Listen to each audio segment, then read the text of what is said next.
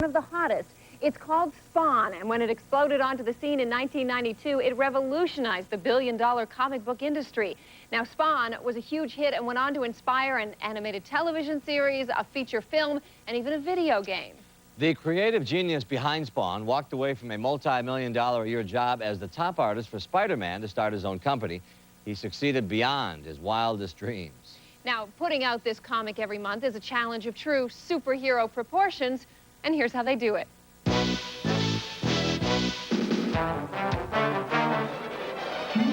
June 4th, 1992, 2,300 fans line up at a Hollywood comic book store to meet the famous man behind the phenomenon. They have come to see illustrator Todd McFarlane and to buy the very first issue of his comic book, Spawn.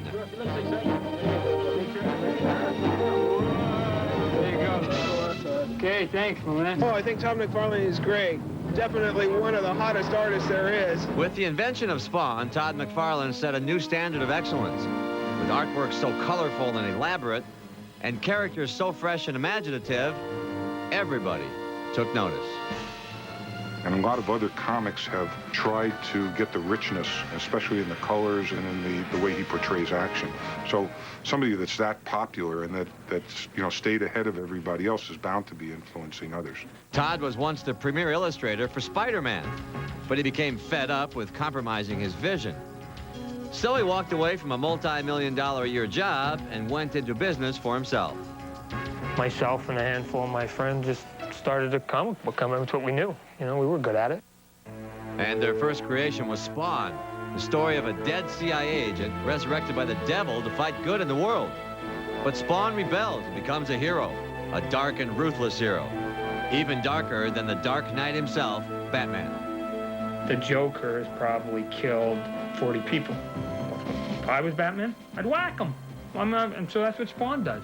You can call it ruthless or Todd's hero's dark and it's violent or something like that. I think it's far more sensible.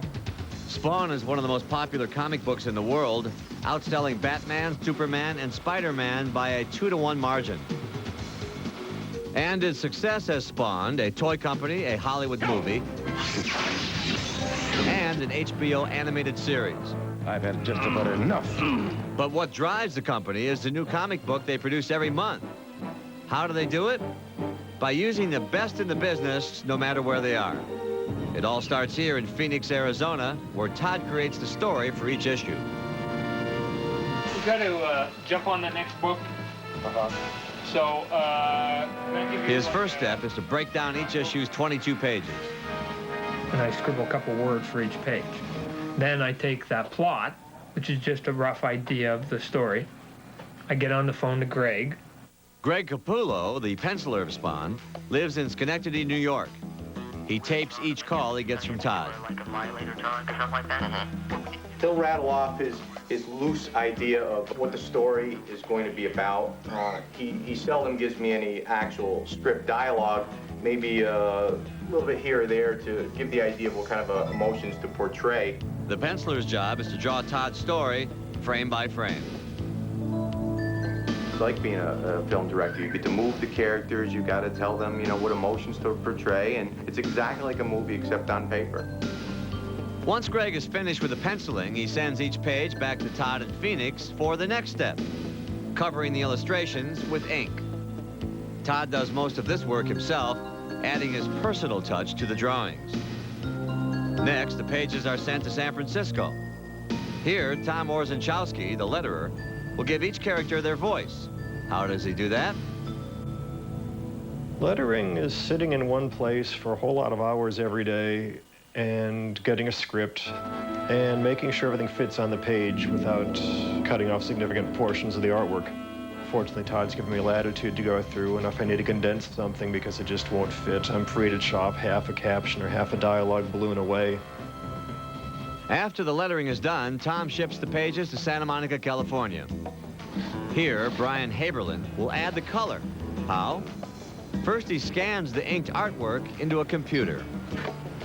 The big things in coloring these comics that you're trying to do is dimensionalize the stuff and separate it, since it's all just flat graphics you have to deal with. The computer has more than 16 million colors to choose from. I probably work with about 30 or 40 colors that I have on my palette.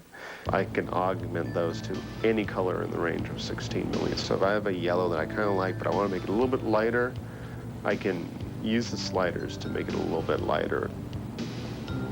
There are no brushes in Brian's office, so how does he paint the colors onto the page? I color with a pressure-sensitive tablet. If I go with a very light touch, I'll put down a very little bit of color. If I go with a heavy touch, I'll put down even more color.